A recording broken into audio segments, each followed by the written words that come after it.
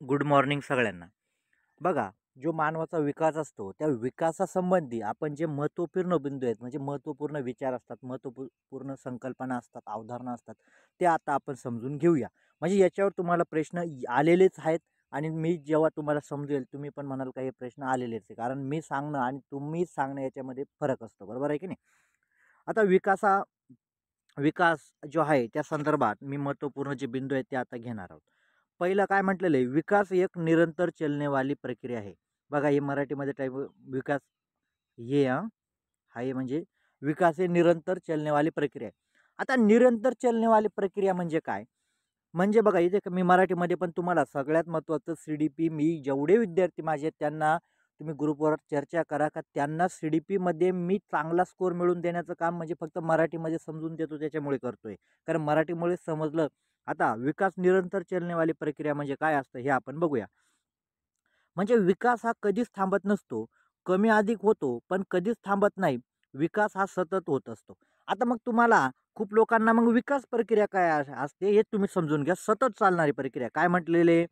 सतत चालणारी प्रक्रिया, निरंतर चालणारी बरं का. निरंतरच्या जागेवर काय वापरतील? सतत वापरतील. बरोबर आहे का नाही? म्हणजे तुम्हाला फक्त सिटेट काय करते शब्दांमध्ये हेरफार. आता व्यक्तीचा विकास सतत चालतो म्हणजे कसा चालतो? आता उदाहरणार्थ समजा मूल आईच्या पोटात आहे. आईच्या पोटात आहे, त्याची काय होत आहे? वाढ होत आहे. वाढ होत आहे. विकास चालू आहे का नाही? जन्म झाला. जन्मानंतर समजा ते 1 वर्षाचा असेल, 2 वर्षाचा असेल, 3 वर्षाचा असेल, 4 वर्षाचा असेल. वाढ त्याची होत असेल. मग ही वाढ काय असते? कमी जास्त 18 वर्षापर्यंत किंवा 20 वर्षापर्यंत वाढ ही होतच असते. वाढ कमी असते. एखाद्या वर्षी जास्त वाढणार, कमी अधिक होणार. त्याच्यानंतर विकास म्हणजे फक्त वाढीचा होत नाही, तर विकास काय असतो? त्याच्या गुणवत्तेचा पण असतो. म्हणजे उदाहरणार्थ ते मूल आता बघा, एखादं मूल जन्माला आलं. जन्माला आल्यानंतर पहिले ते 2 शब्द बोलतं, 2 शब्दानंतर 3 शब्द, 3 शब्दानंतर वाक्य. बरोबर आहे का नाही? वाक्यानंतर सेंटेन्स. म्हणजे काय होतं व्यक्तीचा विकास काय असतो? वाढत असतो. हां, आता समजा आणि हा विकास हा सतत चालतो. मग आता समजा पहिलीला मुलगा गेला. पहिलीला मग काय करेल? त्याला थोडं अजून परिसराचं ज्ञान होईल, विकास झाला. समजा त्याने दुसरीला अभ्यासच केला नाही. तो विकास काय होईल? कमी अधिक होईल. कमी अधिक होईल म्हणजे थोडा खाली येईल. हां, अजून तिसरीला चांगला अभ्यास केला, वर जाऊ शकतो. समजा 2-3 वर्ष त्याने अभ्यासच केला नाही, तर विकास खालीवर जाईल. पण विकास काय करतो? विकास हा सतत होत असतो, कधीच थांबत नाही. आता बघा तुम्हाला सोपं सांगतो. विकास केव्हा थांबतो? ज्यावेळेला माणूस मृत्यू पावतो. आता समजा तुम्हाला आय-सी-यूमध्ये एखादं पेशंट असतं. त्या पेशंटचे काय असतं? अशा प्रकारची लाईन चालू असते. म्हणजे काय आहे तो जिवंत आहे. म्हणजे त्याचा विकास चालू आहे आणि सरळ झाली तर काय असतो? तो व्यक्ती गेला. म्हणजे विकास काय असतो? वक्राकार प्रक्रिया पण म्हटलं जातं. वक्राकार प्रक्रिया का म्हटलं जातं? का व्यक्तीचा विकास हा सतत चालू असतो. कमी अधिक होत असतो. कमी अधिक होत असतो. आता उदाहरणार्थ बघा, 10वी ला तुम्ही चांगले आता आपल्याकडे काय माहिती आहे का? असे जे मोठे 10वी आली, 12वी आली याला विद्यार्थी जास्त अभ्यास करतात. आता समजा 9वी ला तुम्ही अभ्यास कमी केलेला आहे. म्हणजे विकास झालेला नाही ना का? विकास झालेलाच आहे. 9वी ला अभ्यास फक्त कमी केला म्हणजे कमी. पण 10वी ला जास्त अभ्यास करतात का मार्क मिळवले पाहिजे म्हणजे विकास काय झाला? जास्त झाला. 11वी ला परत थोडा कमी अभ्यास होतो. लगेच 12वी ला वाढवतात म्हणजे काय वक्रकार तयार होतो म्हणजे विकास काय असतो कमी अधिक होत असतो. पण हा कधीच थांबत नाही. कधी ज्यावेळेला व्यक्तीचा विकास थांबला. आता तुम्ही म्हणाले याचा विकास थांबला म्हणजे तो काय झाला? सरळ रेषेत झाला. आय-सी-यूचा विचार करा. रेष सरळ झाली म्हणजे तुमचं काय होणार? वरती निघून जाणार तुम्ही. म्हणजे विकास काय असतो? कधीच थांबत नाही. आता तुम्हाला कळालं असेल का निरंतर म्हणजे काय? कधीच थांबत नाही आणि विकास कुठे चालू होतं? गर्भधारणेपासून चालू होतो. गर्भधारणेपासून नाहीतर तुम्ही जन्मापासून म्हणणार. जन्मापासून नाही तर गर्भधारणेपासून म्हणजे व्यक्तीची वाढ गर्भापासूनच होते ना. म्हणजे हां, त्याचा 9 दिवसाचा काळ, त्याच्यानंतर 20-25 दिवस म्हणजे हळू-हळू वाढ होते. तशीच विकास काय असतो? होतच असतो, कधीच थांबत नाही. आता या उदाहरणात तुम्हाला समजलं. आता विकास तुम्हाला किती जरी फिरून दिलं, का विकास आता मागच्या वेळेस जुलैमध्ये काय आलेलं होतं? विकास असतत प्रक्रिया आहे. आता असतत असते का? हं? असतत असते का? नाही. कारण विकास काय आहे? सतत प्रक्रिया. सतत म्हणजे व्यक्तीचा विकास सतत असतत जर झाला असता, तर कधी होईल आणि कधी होणार नाही. असं होईल ना? म्हणजे काय असतात नुसता लावून पण काय केलं जातं? तुम्हाला शब्दफेर जुलैमध्ये आलेला होता. फक्त लावून दिला आणि मुलं असतत प्रक्रिया होते. म्हणजे अशा प्रकारे हे प्रश्न इथेच फिरवले जातात. आता तुम्हाला समजलं निरंतरतेचा सिद्धांत म्हणजे काय असतो? का निरंतर चालणारी प्रक्रिया आहे. आता बघा, हा दुसरा पॉइंट बघूया.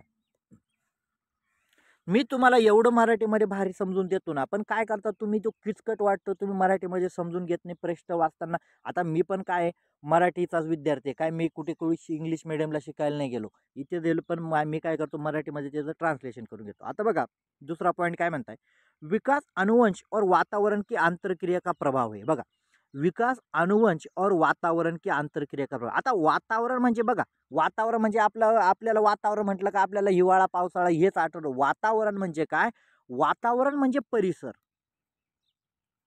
वातावरण म्हणजे काय, परिसर, आपल्या आजूबाजूचा परिसर, याला वातावरण म्हटलं जातं. आता याच्या आंतरक्रिया म्हणजे काय, आता हा पण पॉईंट लक्ष द्या. विकास अनुवंश और वातावरण की आंतरक्रिया आहे म्हणजे हे तुम्हाला का लक्षात दिलं पाहिजे हे तुम्हाला एक सांगतो. मग तुम्हाला प्रश्न येतो, असा येतो बघा, विकास क्या आहे, विकास क्या आहे. मग एक ऑप्शनमध्ये देतं अनुवंशिका प्रभाव आहे, एक ऑप्शनमध्ये वातावरण का प्रभाव आहे, आणि एकच ऑप्शनमध्ये येईल अनुवंश आणि वातावरण का प्रभाव आहे. मग आता हे दोघं मिळून विकास कसा होतो हे मी तुम्हाला सांगतो. हे बघा, म्हणजे व्यक्तीच्या विकासात जेवढा अनुवंशाचा वाटा असतो तेवढाच पर्यावरणाचा म्हणजे वातावरणाचा पण वाटा असतो. आता तुम्ही म्हणाल वातावरणाचा काय वाटा आहे, व्यक्तीच्या विकासात वातावरणाचा काय वाटा आहे. आता उदाहरणार्थ, एखादा व्यक्ती इंग्लंडला जन्माला आला, त्याला अनुवंश म्हणजे त्याच्या अनुवंशिकप्रमाणे सगळे गुण मिळाले असतील, बरोबर आहे का नाही, त्याचा रंग असेल, हे वगैरे ते सगळं मिळालं. पण इंग्लंडला काय आपण म्हणतो, त्यांची लँग्वेज कोणती आहे, इंग्रजी आहे. पण समजा त्या व्यक्तीला तुमच्या गावात घेऊन आले कुठेतरी खेड्यापाड्यावर, कुठेतरी खेड्या अहिराणी बोलतो किंवा तमिळ बोलतो या जागेवर घेऊन आले. मग आता याचा अनुवंश काय भेटलेला, याचे आई वडील काय बोलत होते, इंग्रजी बोलत होते. पण जर तुम्ही त्याला याला खेड्यापाड्यावर घेणं आलं म्हणजे त्याला वातावरण काय होईल, तो एक तर अहिराणीमध्ये परिसर दिला तर अहिराणी बोलायला लागेल किंवा हिंदी परिसर लाभला, म्हणजे वातावरणाचा प्रभाव झाला का नाही, परिसराचा प्रभाव झाला का नाही. आता उदाहरणार्थ, एखाद्या गरीब घरातील मुलगा असेल, आपल्या भारतात जन्माला आला, जन्म कुठे झाला त्याचा, भारतात जन्म झाला, आणि त्याला एखादा चांगला परिसर मिळाला, चांगला परिसर, समजा त्याला अमेरिकेपासून जन्म भारतात झाला म्हणजे अनुवंश काय भारतीय, पण त्याला जर अमेरिकेत राहायला मिळालं तर त्याचा परिसर पूर्ण बदलून जाईल, म्हणजे त्याची भाषा, त्याची वेशभूषा सगळी काय बदलून जाईल, त्याची स्टोनिंग, म्हणजे हे वातावरण पण प्रभाव करतं ना. मग काही ठिकाणी असतं का फक्त अनुवंशाचा वाटा असतो, तर नाही, व्यक्तीच्या विकासात पर्यावरणाचा पण वाटा असतो. आता म्हणजे एखादा चांगल्या घराण्यात जन्म आला, हे बघा इथे अनुवंश, हे काही ठिकाणी घेणारची टायपिंग करण्यामध्ये चुकवतात. अनुवंश चांगला मिळाला, अनुवंश चांगला मिळाला, पण त्याला वातावरण चांगले मिळाले नाही तर त्या व्यक्तीच्या विकासावर प्रभाव होतो. आता म्हणजे उदाहरणार्थ बघा, आता समजा एखादा खूप चांगल्या संतांच्या इथे जन्माला मुलगा आला, म्हणजे एकदम त्याचे आई वडील वगैरे हे सगळे खूप हुशार आहेत बा, आणि त्या घरात एखादा मुलगा जन्माला आला, आणि समजा त्याच्या आजूबाजूचा जो परिसर आहे तिथे समजा काही पोरं चोऱ्या करत असतील किंवा काही व्यसन करत असतील, या व्यसनच्या सानिध्यात हा मुलगा गेला, कारण त्याचा अनुवंश काय आहे, खूप चांगला आहे, त्याचे आई वडील काय आहेत, खूप चांगले आहेत, म्हणजे चोरी लबाडी त्यांना चालत नाही. आणि पण त्याला जर अनुवंश असा मिळाला त्या विद्यार्थ्याला, तर काय होईल, नक्कीच त्याच्या विकासावर प्रभाव होईल. म्हणजे काय होईल, वातावरणाप्रमाणे तो वागायला लागेल, कधी कधी तो चोरी पण करू शकतो. म्हणजे काय झालं, व्यक्तीच्या विकासावर काय असतो, वातावरणाचा प्रभाव असतो. म्हणजे मग तुम्हाला प्रश्न पण येतो, व्यक्तीचा विकास काय असतो, अनुवंश आणि वातावरणाची आंतरक्रिया असते. कारण जेव्हा आंतरक्रिया होईल तेव्हाच विकास होईल ना. आता काश्मीरचा एखादा व्यक्ती असेल, तो जरी त्याचा अनुवंशिक, आता उदाहरणार्थ, काही ठिकाणी बघा काय असतं का, अनुवंश पण तेवढा अनुवंश 100% महत्त्वाचा नसतो, वातावरण पण 100% महत्त्वाचं नसतं. दोघांची आंतरक्रिया होणे महत्त्वाचे असते. आता उदाहरणार्थ सचिन तेंडुलकर, अनुवंश किती चांगला मिळाला का, आपला बाप स्वतःचा काय क्रिकेटर आहे, म्हणजे तोच गुण त्याच्यामध्ये आला का तो गुण, तसा तसा अजिबात आला नाही. का आला नाही, कारण जे वातावरण सचिन तेंडुलकरला, म्हणजे स्ट्रगल काय असतं, गरिबीची परिस्थिती काय असते, म्हणजे वातावरणाचा प्रभाव, आपले वडील वारले, आपल्याला काहीतरी चांगलं खेळण्याशिवाय किंवा पैसा कमवल्याशिवाय मार्ग मिळणार नाही, हे कोणाला कळालं, सचिन तेंडुलकरला. पण अर्जुन तेंडुलकरचं झालं काय, त्याला हे सगळं आपण काय म्हणतो आपल्या भाषेत आयतं मिळालेलं होतं, म्हणजे त्याचं एवढं लक्ष राहिलं का, म्हणजे वातावरणाचा प्रभाव झाला का नाही. कारण सचिन तेंडुलकरची घरची गरिबी परिस्थिती होती का, आपले वडील वारलेले आहेत, मग त्याच्यामुळे त्याने चांगले कष्ट केले आणि तो काय झाला, जगाचा महान क्रिकेटर झाला. मग अर्जुन तेंडुलकरला काय झालं, वातावरण तसं मिळालं नाही, म्हणजे जरी त्याला अकॅडमिक मिळालं असेल पण आर्थिक गरज निर्माण झाली का, म्हणजे वातावरणच झालं ना, मग तो काय बनू शकला नाही. अभिषेक बच्चनचं उदाहरण आहे, अमिताभ बच्चन ज्या प्रकारे स्ट्रगल करून कुठेतरी एक अभिनेता झाला, पण अभिषेक बच्चन नाही होऊ शकला. का होऊ शकला नाही? म्हणजे वातावरणाचा पण प्रभाव असतो, त्याच्यामध्ये स्ट्रगल महत्त्वाचा असतो, तुमचं आर्थिक परिस्थिती पण काय असते महत्त्वाची असते. म्हणजे व्यक्तीच्या विकासावर अनुवंश आणि वातावरणाचा दोघांचा प्रभाव होतो. त्यांच्यातील आंतरक्रिया असेल, व्यक्तीचा विकास फक्त अनुवंशाने होत नाही किंवा वातावरणाने होत नाही. दोघं त्याच्यामध्ये आंतरक्रिया ज्या वेळा होईल, काय होईल? आंतरक्रिया हा शब्द खूप महत्त्वाचा आहे, हा लक्षात ठेवायचा. मग तुम्हाला ऑप्शनमध्ये येईल व्यक्तीचा विकास, अनुवंश आणि वातावरण यांची काय आहे? आंतरक्रिया आहे. आंतरक्रिया होते तेव्हाच काय होतं? व्यक्तीचा विकास होतो. आता बघा, हा पण एक पॉईंट खूप महत्त्वाचा आहे, खूप म्हणजे खूप महत्त्वाचा आहे. हा तुम्हाला जुलैमध्ये आलेला प्रश्न आहे. याच्यावर जुलैमध्ये 1 मार्क आलेला होता. 1 मार्क तुम्हाला आलेला होता जुलैमध्ये. जुलैमध्ये म्हणजे 2 मार्क झाले इथल्या इथे, कारण विकास विकास काय असतं? वक्राकार प्रक्रिया आहे, रेखीने. हे 1 मार्क झाला आणि हा एक, याच्यावर तुम्हाला जुलैमध्ये 1 मार्क बघायला भेटला होता पेपर 1 मध्ये. आता बघा, वृद्धी मात्रात्मक होतीवर विकास गुणात्मक होत आहे. आता तुम्ही म्हणाल वृद्धी मात्रात्मक होतीवर विकास गुणात्मक होत आहे, नेमकं काय? नेमकं काय म्हणजे हे तुम्हाला मी सांगून देतो. आता बघा, हे वाचण्यापेक्षा मी तुम्हाला समजून दिलं तर तुम्हाला चांगल्या प्रकारे. आता वृद्धी, वृद्धी म्हणजे व्यक्तीची वाढ. आता समजा एखादी मुलगी असेल, एखादा मुलगा असेल. आता यांची आपण उंची मोजू शकतो. ही 4 फुटाची आहे, हा 5 फुटाचा आहे. म्हणजे उंची मोजता येते. पण आता यांच्या बुद्धीचा विकास किती झालेला आहे? आता समजा एखादी मुलगी असेल, एखादा मुलगा असेल, त्यांची आपल्याला बुद्धी मोजता येईल का? बुद्धी तो किती हुशार आहे? आता एखादा मुलगा किती हुशार आहे, त्याची हुशारी मोजता येईल का? आहे का तुमच्याकडे काही मशीन कोणाकडे? का आम्ही हुशारी मोजू शकतो बा? हुशारी तुम्ही मोजू शकत नाही. म्हणजे ज्या गोष्टीला थोडक्यात लक्षात काय घ्यायचं, का ज्या गोष्टीला आपण मोजू शकतो तिला काय म्हटलं जातं? मात्रात्मक म्हटलं जातं. ज्याला आपण मोजू शकत नाही त्याला काय म्हटलं जातं? गुणात्मक असं म्हटलं जातं. म्हणजे व्यक्तीचा विकास काय असतो? म्हणजे वृद्धी काय असते? म्हणजे व्यक्तीची जी वाढ असते, ती काय करतो आपण? मोजू शकतो. तिला काय म्हटलं जातं? मात्रात्मक म्हटलं जातं. हां, मात्रात्मक म्हटलं जातं. आणि विकास काय असतो? विकास गुणात्मक असतो. बघा, विकास काय असतो? गुणात्मक असतो. बघा, हा झाला आलेला होता का नाही? हा प्रश्न तुम्हाला जुलैमध्ये क्वेश्चन पेपर 1 ची उघडून बघा, तुम्हाला दिसेल तसा तसा प्रश्न. म्हणजे काय असतो? ज्या गोष्टी म्हणजे तुम्हाला किती सोप्या समजून दिलं का वृद्धी म्हणजे वाढ. आपण मोजू शकतो म्हणून तिला मात्रात्मक म्हणतात, आणि विकास आपण मोजू शकत नाही त्याला गुणात्मक म्हणतात. मोजू शकत नाही ना, म्हणजे आपण अंदाज लावू शकतो. अंदाज लावू शकतो का तो हुशार आहे. हुशार काय लावलेला आपण? अंदाज आहे. पण मोजलं का किती टक्के हुशार आहे? आता उदाहरणार्थ एखादा डॉक्टर असेल, त्याला फक्त 60% मार्क मिळाले आणि तो डॉक्टर झाला. किती मार्क मिळाले? 60%. म्हणजे मग मग आता तुम्ही त्याला विचारलं का बाबा तुला मार्क किती? इंजेक्शन घेताना एखादा बायपास करणारा माणूस आहे, त्याला किती? 60% मार्क आहे. मग असं समजायचं का त्याच्याकडे फक्त 60% ज्ञान आहे म्हणजे 40% ज्ञान नाहीये? असं आहे का? अजिबात नाही. कारण आपण त्याची हुशारी मोजू शकतो का? हुशारी मोजू शकत नाही. फक्त त्याची वृद्धी मोजू शकतो. मग तुम्ही त्या डॉक्टरला म्हणता का बाबा तुला किती 60% ज्ञान आहे ना, नको इंजेक्शन नको देऊ बाबा, तू काय करशील? उरफट देशील, काय करशील? असं करणार आहे का तुम्ही? का? कारण आपण त्याला काय म्हणतो, फक्त आपल्याला गुण मिळाला पाहिजे. म्हणजे काय असतो? व्यक्तीचा विकास काय असतो हा मोजता येत नाही, पण वाढ काय असते? मोजता येते. हे तुम्हाला कळालं. बाकी किचकट नाही, फक्त एवढं लक्षात ठेवायचं, वृद्धी मात्रात्मक होती है और विकास गुणात्मक होता है. पुढे चला. आता जे शास्त्रज्ञ होते त्यांनी भाषा संबंधी काही विचार दिलेले आहेत, हे आपण बघूया. आता भाषा संबंधी विचार काय असतात हे पण मी तुम्हाला समजून घेईल, कारण जेवढं स्पष्टीकरण बघणार तेवढंच तुम्हाला तो टॉपिक लवकर कळेल. नाहीतर CDP असा किचकट विषय आहे, तुम्ही हिंदीमधून समजायला गेले तर तुम्हाला अजिबात समजणार नाही. आता बघा, भाषा विकास, बघा इथे में भाषा विकास में समाज का महत्वपूर्ण योगदान होता है. बघा, भाषा विकास में मी झालेले भाषा विकास में समाज का महत्वपूर्ण योगदान होता है. समाज का महत्वपूर्ण योगदान होता है. आता हा कोण म्हणतो? असा डायरेक्ट प्रश्न येईल तुम्हाला. असा डायरेक्ट प्रश्न येतो, भाषा विकास में समाज का महत्वपूर्ण योगदान होता है असं कोण म्हणतो? लेव गोष्टी. समाजाचं योगदान म्हणजे काय असतं? योगदान म्हणजे काय? कोणी पैसे देतं का? अजिबात नाही. समाज म्हणजे काय असतो? आता एखादं लहान मुलं असतं, भाषा कुठे शिकलं? त्याच्या कुटुंबात. त्याचे आई वडील, आजी आजोबा, भाऊ. परिवाराला काय म्हटलं जातं? छोटा समाज म्हटलं जातं. बरोबर आहे की नाही?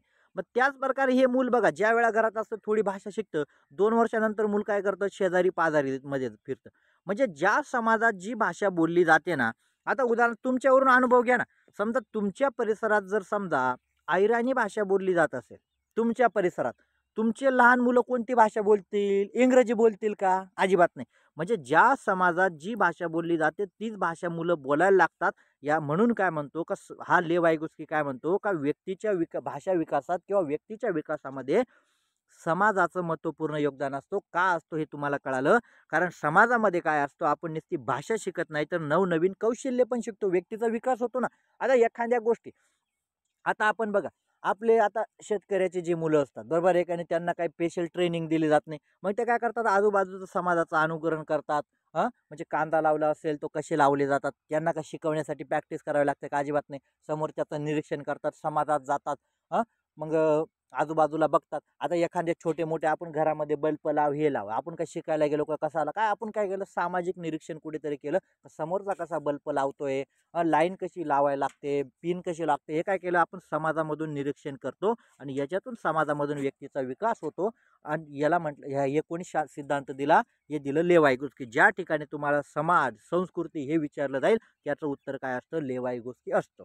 बघा, एकदम टॉपिक क्लिअर झाला. लेव वाइगोस्कीवर खूप आहे, फक्त भाषा विचारासंबंधी एक पॉईंट मी तुम्हाला दिलेला आहे. आपण लेव वाइगोस्की स्पेशल अभ्यासणार आहोत. फक्त हे विचार महत्त्वाचे होते म्हणून हे मी आधी घेतलेले आहेत. आता त्याच्यानंतर भाषा विचारों को सुगम बनाते, या वेळा आलेला प्रश्न 1 मार्काला. भाषा 14 तारखेचा जो पेपर होता. भाषा विचारों को सुगम बनाते. सुगम बनाते म्हणजे सुगम म्हणजे आपली सुगम पुढे नाही. सुगम बनाते विचारों को म्हणजे विचारांमध्ये नाविन्य आणते, विचार चांगले मांडण्याची संधी देते. कोण? हे कोण म्हणतो? जीन पियाजे म्हणतो. जीन पियाजे काय म्हणतो? भाषा विचारों को सुगम बनाते म्हणजे आता उदाहरणार्थ मी तुमच्याबरोबर बोलतोय. तुमच्याबरोबर बोलतोय, तुम्हाला काय सांगतोय. मला भाषा आली म्हणजे माझे विचार तुमच्याकडे स्पष्ट करतोय ना. जर मला भाषा आली नसती, आता बघा तर काही बेटावर असतात, आफ्रिका वगैरे हे बेट आहेत. या लोकांना भाषा येत नाही. या लोकांना भाषा येत नाही. तर मग तुम्हाला सांगा बरं, आमचा सीटेट क्लास घे बाबा. त्या बेटवाल्यांना लोकांना ते काहीतरी आवाज काढतात आणि या आवाजाच्या साहाय्याने तुमचा सीटेट क्लास घेणार का ते? तुमच्याशी फोनवर बोलणार का ते? अजिबात बोलू शकणार नाही. म्हणजे काय असतात, मानवी जे विचार असतात त्याला भाषा काय करते? सुगम बनवते. म्हणजे विचारांचे स्पष्टीकरण करण्यासाठी, विचार मांडण्यासाठी, विचार आता बघा, आपण काय करतो? बोलण्याआधी काय करतो? आपल्या विचार विचार करतो. बोलण्याआधी विचार करतो ना, कुठे काय शब्द वापरला पाहिजे, कुठे कसं बोललं पाहिजे, आपण समाजामध्ये कसं बोललं पाहिजे, घरी कसं बोललं पाहिजे, शिक्षकांकडे कसं बोललं पाहिजे, हे काय करतात? विचार करतात. म्हणजे आपले विचार आणि ते स्पष्ट करण्यासाठी काय उपयोगाचे असते? भाषा उपयोगाची असते. म्हणजे भाषा विचारों को सुगम बनाते, हे कोण म्हणतं? जीन पियाजे. लक्षात ठेवायचं. आता त्याच्यानंतर बी.एफ. स्किनर. आता बी.एफ. स्किनर काय म्हणतो? बी.एफ. स्किनर म्हणतो भाषा अनुकरण से सीखी जाते. बघा, अनुकरण से भाषा आता अनुकरणातून तुम्ही म्हणाल, अनुकरणातून भाषा कशी शिकली जाते? आता लहान मुलं असतात. लहान मुलं काय करतात? आता लहान आई असते, मम घे, मम घे. आता मम घे म्हणजे काय करतं? ते अनुकरण घेतं. त्याला माहिती आहे का मम काय आहे? फक्त त्याला माहिती आहे का आईने मम म्हटलं म्हणजे अनुकरण. आपला शेजारी बघा, मग काय म्हणतात? हे पप्पा आहेत, हे पप्पा आहेत. आपण असं म्हणतो ही मम्मी आहे, हा दादा आहे, ही दीदी आहे. हे आपण त्याला काय सांगत असतो? म्हणजे त्याला ते बोलता येत नाही, पण काय ऐकत असतो, अर्जन करत असतो. ते मूल काय करत असतं? अर्जन करत असतं. अर्जन करत असतं म्हणजे काय असतं? ते अनुकरण करत असतं. बरोबर आहे का नाही? मग बी.एफ. स्किनर काय म्हणतो का मुलं जी भाषा शिकतात ते अनुकरणातून शिकतात. का अनुकरण? म्हणजे ज्याचे शेजारी-पाजारी, त्याचा भाऊ असेल, बहीण असेल, मम्मी असेल, आजी, ते जे बोलत असेल ना, त्यांचं अनुकरण करून काय केले जाते? भाषा शिकली जाते. ही अनुकरणातून भाषा शिकली जाते. हे कोण म्हणतं? बी.एफ. स्किनर म्हणतो. आता त्याच्यानंतर चॉमस्की. भाषा शिकणं जन्मजात क्षमता होते. भाषा शिकणं जन्मजात क्षमता होते. आता चॉमस्की काय म्हणतो? का लहान मुलं असतं. लहान मूलमध्ये काय असतं? एल-ई-डी डिव्हाइस असतं. काय असतं? एल-ई-डी डिव्हाइस असतं. एल-ई-डी डिव्हाइस असतं म्हणजे काय? म्हणजे ज्या प्रकारे लँग्वेज ॲक्विजिशन डिव्हाइस म्हणतात याला. म्हणजे लहान मुलाला असं का आपण काय असतं का आता भाषा शिकवायची म्हणून त्याच्यामध्ये काहीतरी टाकावं लागेल किंवा काहीतरी मेमरी टाकावं लागेल असं काही आहे का? म्हणजे का असं काहीच करावं लागत नाही, कारण त्याच्यामध्ये भाषा शिकण्याची काय असते? जन्मजात क्षमता असते. भाषा शिकण्याची जन्मजात क्षमता असते. म्हणजे आपल्याला काही त्याच्यामध्ये टाकावं लागतं का सॉफ्टवेअर? नाही बाबा, आता पेन ड्राईव्ह लागेल. माझ्या मुलाचा जन्म झाला, मुलीला आता पेन ड्राईव्ह आणतो आणि मग आता भाषा शिकेल. काय असं काही नसतं. कारण भाषा शिकणे काय असते? जन्मजात क्षमता असते. मग हे कोणी म्हटलंय? चॉमस्कीने म्हटलेलं आहे. हे प्रकार लक्षात ठेवायचं. आता बघा, हे शेवटचे 2 पॉइंट आहेत. विकास चक्रीकार होता है, चक्रीकार आणि विकास गर्भधारण से मृत्यू तक चलता है. आता विकास चक्रकार होता है. आता चक्रकार होता है म्हणजे काय? विकास काय असतो? चक्रकार म्हणजे विकास काय असतो बघा. आता चक्रकार म्हणजे बघा, विकास काय झाला, आता समजा मुलाचा गर्भधारणेत आहे तो. काय होईल? वाढ होईल, वाढ होईल, वाढ होईल, वाढ होईल, वाढ होईल, वाढ होईल आणि समजा त्याचा मृत्यूपर्यंत आला तो मग काय कमी, कमी, कमी, कमी, कमी, कमी, कमी होत येते आला परत मृत्यू होईल त्याचा. म्हणजे काय होईल? विकास काय? चक्रीकार प्रक्रिया. परंतु रेखीय नाहीये. बघा, असा ना असा पॉइंट आलेला होता का नाही? असा ना असं हेच वाक्य आलेलं होतं. कुठे आलेलं होतं? जुलैच्या पेपरमध्ये. आता रेखीय नाही होता. रेखीय नाही होता म्हणजे समजा एखादा मूल आईच्या गर्भधारणेत आहे. आता गर्भधारणेत तो भाषा शिकला नाही. तर आयुष्यभर असाच रेखीय राहील का? का त्याला भाषाच येणार नाही? का त्याची वाढ होणार नाही? असा राहील का विकास? अजिबात राहणार नाही. विकास काय असतो? चक्रकार होता है, वक्रकार होता है. बरोबर आहे का नाही? वर्तुळकार होता है. वर्तुळकार म्हणजे चक्रीकार एकक. म्हणजे पण विकास काय असतो? कधी रेखीय होत नाही. रेखीय म्हणजे एकाच दिशेने किंवा तुम्हाला एकाच दिशेने होतो असं पण कधी होणार नाही ना. आता समजा एखादा मुलगा पहिलीला आहे. आता पहिलीला असेल म्हणजे त्याला समजा 1000 शब्द येतात. पहिलीचे जे मुलं असतात त्यांना 1000 शब्द बोलायला येतात. मग असं आहे का तो आयुष्यभर 1000 शब्द बोलेल? अजिबात नाही. म्हणजे नुसतं शाळा शिकणे म्हणजे विकास नाही. त्याच्या शब्दांमध्ये वाढ होणे म्हणजे 2000, 3000, 4000, 5000 शब्दांमध्ये वाढ होत जाते. म्हणजे विकास काय झाला? वक्राकार. आणि जर त्याच मुलाला जन्मापासून काहीच म्हणजे शब्द शिकला नाही आणि विकास म्हणजे आपल्याकडे विकास काय म्हणते? शिकणे नाही. विकास म्हणजे आज बघा, एखादा आज उद्या आपण मरणार आहे. उद्या आपण मरणार आहे तरी आज आपण एखादं कौशल्य शिकतो. बरोबर आहे का नाही? माहीत आहे का ना सगळ्यांना? म्हणजे एखादा शब्द तुम्ही कधीच नाही ऐकला. आता उदाहरणार्थ कोरोना. कोरोना हा शब्द आपण ऐकला होता का 2019च्या आधी? 2019च्या आधी हा शब्द ऐकला होता का? अजिबात ऐकला नाही. अजिबात ऐकला नाही. पण 2019 मध्ये आपण हा शब्द ऐकला. 2019 मध्ये शब्द ऐकला. म्हणजे काय झालं? आपला विकास चालू आहे ना. काहीतरी शिकलो. निरंतर चलनेवारी प्रक्रिया. आता कोरोना हा शब्द ऐकला. म्हणजे काय झालं? काहीतरी शिकलो का नाही आपण? काहीतरी शिकलो का नाही? म्हणजे जे शब्द आपण कधीच ऐकले नाही, तो शब्द जरी शिकलो तरी तो काय असतो? विकास असतो. म्हणजे विकास काय असतो? निरंतर चालतो आणि चालतच असतो मरेपर्यंत. झालं ह्या पॉइंट. आता विकास गर्भधारणेपासून सुरू होतो तर मृत्यू तक चालत आहे. म्हणजे काय? विकास गर्भधारणेपासून चालू होतं तर मृत्यूपर्यंत चालतो. म्हणजे काय असतं? आईच्या पोटातलं जे बाळ असतं ते काय होतं? वाढ होणार, वाढ होणार. त्याचा जन्म होणार. जन्मानंतर काय होईल? त्याचा भाषा विकास होईल, शारीरिक विकास होईल, वाढ होईल. सगळं म्हणजे विकास काय असतो? जन्माभर चालूच असतो. कधीच थांबत नाही. बघा हा पॉइंट कसा वाटला? मला नक्कीच कमेंट्स करा. आणि जास्तीत जास्त विद्यार्थ्यांनी पास व्हा. टाईम मॅनेजमेंट करण्याशिवाय पर्याय नाही. टाईम मॅनेजमेंट करेल तोच पास होतो. टाईम मॅनेजमेंट, कारण ब्रॉड क्वेश्चन येतात आणि असं जर समजून घेतलं तर तुम्ही 100% आणि 101% पास होतात. फक्त समजून घ्या बाबांनो, पुस्तकं कुठेच घेऊ नका. पुस्तकं तुम्ही घेणार, सोम्या गोम्याने सांगितलं या सरांचं पुस्तक घे, त्या सरांचं पुस्तक घे. पुस्तकं घेऊ नका. सीटेट पास करायचं असेल तर पुस्तक घेऊ नका. पुस्तक घेतले तुम्ही राहिले परत. पहिलेच सांगतो, पुस्तकाने माणूस पास होत नाही. कारण पुस्तक असं तुम्हाला कन्सेप्ट समजून देईल का? पुस्तक तुम्हाला समजून देईल का? पुस्तक तुम्हाला फक्त अडकवायचं काम करतं. कारण अध्यापन शास्त्रावर पेपर आहे आणि अध्यापन शास्त्र काय असतं हे एक व्यक्ती सांगू शकतो. पुस्तक सांगू शकत नाही. पुस्तक फक्त वाचायला लावतं. बघा माझा संदेश किती जणांना पटतो? पण कंटिन्यू अभ्यास आतापासूनच करा.